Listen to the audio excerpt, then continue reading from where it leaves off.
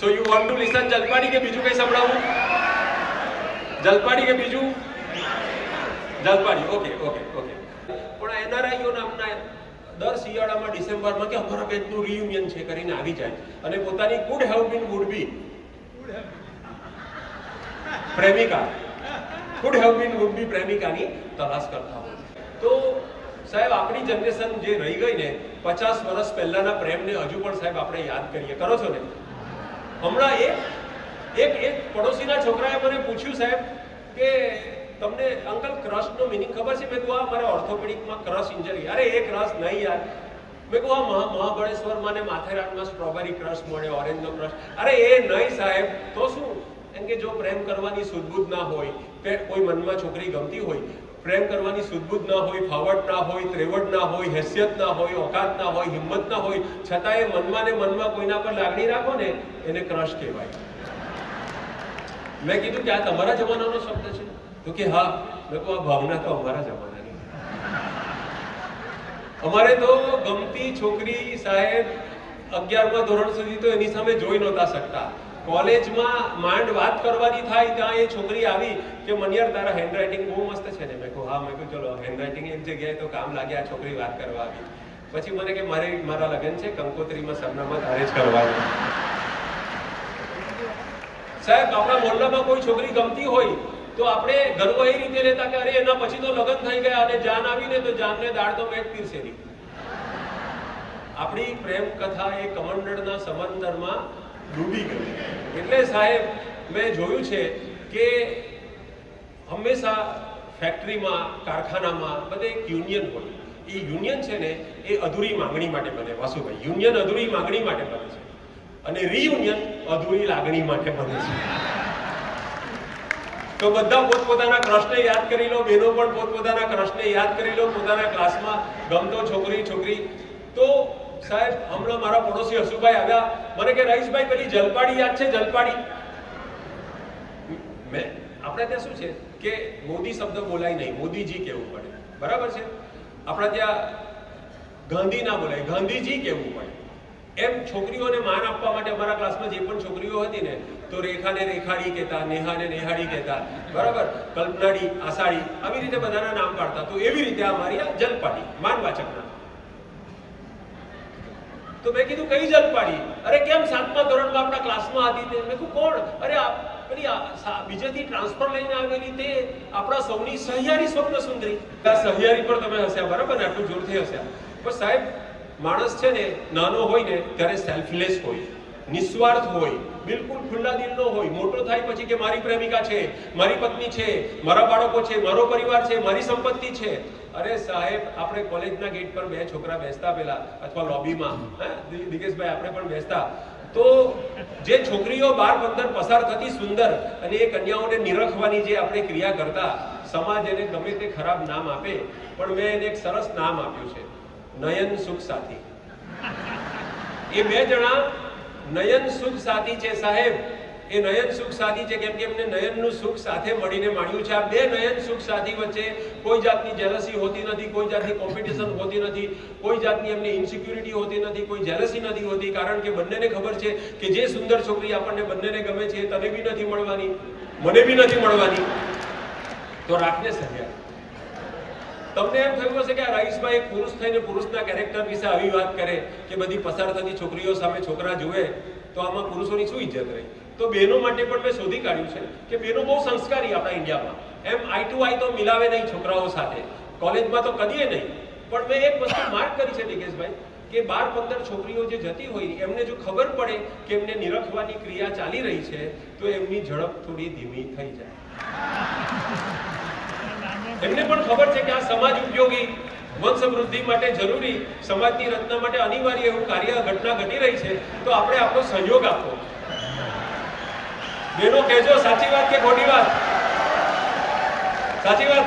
અને બીજી વાત કહું છું, બીજી પણ એક સાચી વાત કહું છું કે છોકરાઓ એ 15-20ના ટોળામાંથી જોતા હોય એક કે બેને જ પણ ખુશ બધી થાય. તો સાહેબ મને પણ યાદ આવી ગયું હસુભાઈની વાત પરથી કે છઠ્ઠા ધોરણ સુધી અમે સાવ નાદાન હતા. સપનામાં વિકરાળ પશુઓ આવે, ભૂત પલિત ડાકુ આવું બધું આવે. એકવાર 7મા ધોરણમાં જલપા ટ્રાન્સફર લઈને અમારા ક્લાસમાં આવી કે જલપાના સપના આવવાના ચાલુ થયા. સપનાઓનો આખો જોનર બદલાઈ ગયો સાહેબ. અમે સૌ વાનર અચાનક નર થઈ ગયા. પેલો ડાર્વિન નામનો વૈજ્ઞાનિક કહે છે કે વાનરમાંથી નર બનતા 1 લાખ વર્ષ થયા. હું કહું છું ક્લાસમાં સારી છોકરી આવે ને તો રાતોરાત બધા વાનર નર થઈ જાય. મેં કીધું હસુભાઈ યાર અત્યારે 50 વર્ષે આમ જલપાને યાદ કરવાનું કઈ કારણ અચાનક? રઈસભાઈ અચાનક નથી. કાલે એક પ્રસંગમાં ગયો હતો, ત્યાં બુફેની લાઈનમાં પહેલા મારી ટેવ પ્રમાણે હું ગુલાબજાંબુ લેવા ગયો. મેં 4 ગુલાબજાંબુ લઈ લીધા. તો ત્યાં એક મેદસ્વીની બેન હતા.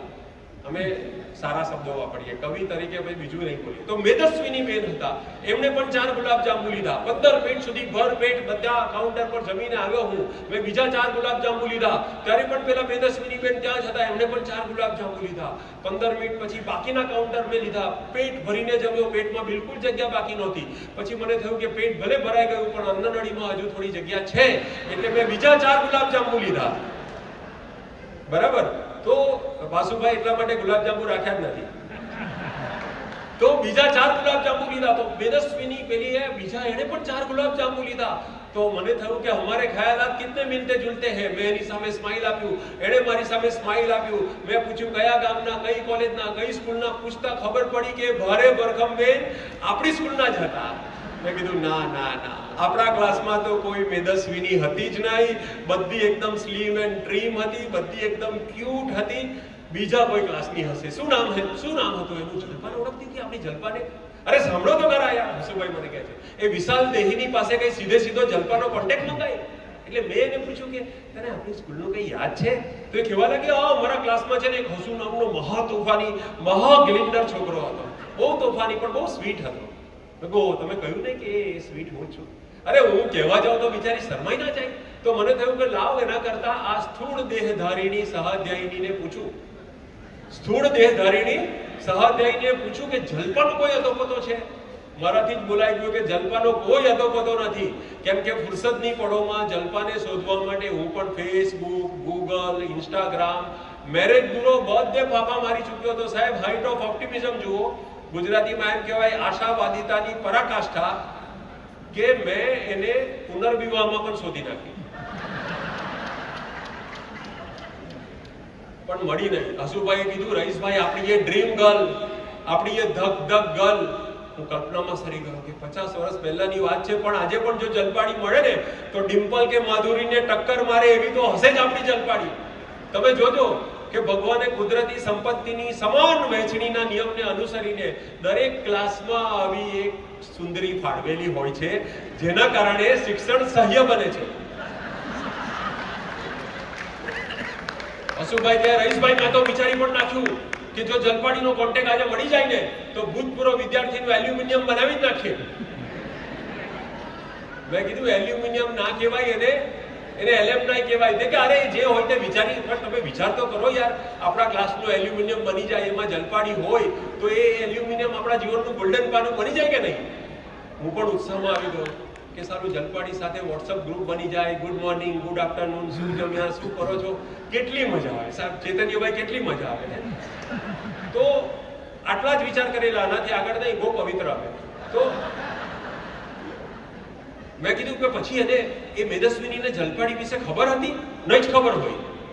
એ કે હસુભાઈ કે છે ના ખબર હોત ને તો જ સારું થાત. મેં કીધું કેમ આમ અશુભ બોલો છો? તો કે 240 પાઉન્ડ વાળી મેદસ્વીની બોલી કે હું જ જલપા છું. મેં હસુભાઈને કીધું હસુભાઈ આપણે રાત દિવસ જેના સપના જોતા, રાત દિવસ જેનું નામ નોટના પાછલા પાને જય જલારામ લખીએ એમ જલપાડી જલપાડી જલપાડી લખીને પાછળથી 110 પાના ભરી દેતા. બેન્ચ પર ને રેસ્ટ રૂમમાં, વોશરૂમમાં લખ્યા આવતા જલપાડી જલપાડી.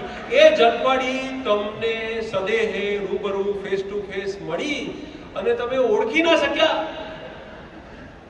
હસુભાઈ ડુસકું મૂકવાનું જ બાકી રાખ્યું, રડમસ થઈ ગયા.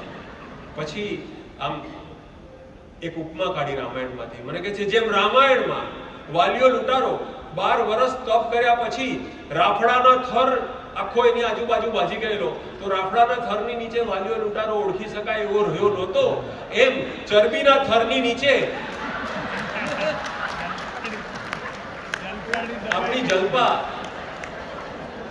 મેં કીધું કે યાર તમે જલ્પા ને, અરે રઈસભાઈ મેં માનસિક રીતે કેટલું બેરિયાટ્રિક કર્યું, મેં માનસિક રીતે કેટલું લાઇપોસક્શન કર્યું, ત્યારે ખબર પડી કે આ જલપાડી છે આપણી. ઘણી વાર આપણી બાઈક માટે પણ માનસિક બેરિયાટ્રિક કરવું પડે આપણે. તો કે છે કવિ આપણી ડ્રીમ ગર્લ હવે ડ્રીમ ગર્લ નથી રહી. કીધું હે, આપણી ડ્રીમ ગર્લ હવે ડ્રમ ગર્લ બની ગઈ છે. હવે અમે જેને જલપાડી કહેતા એમાં આગળથી જલ નીકળી ગયું.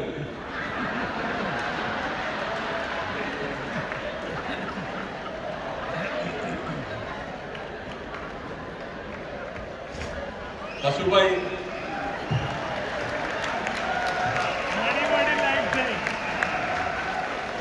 કે રઈસભાઈ સપનામાં ફરીથી પેલા વિકરાળ પશુ ભૂત પલિત ડાકુ બધું આવવા માંડ્યું છે.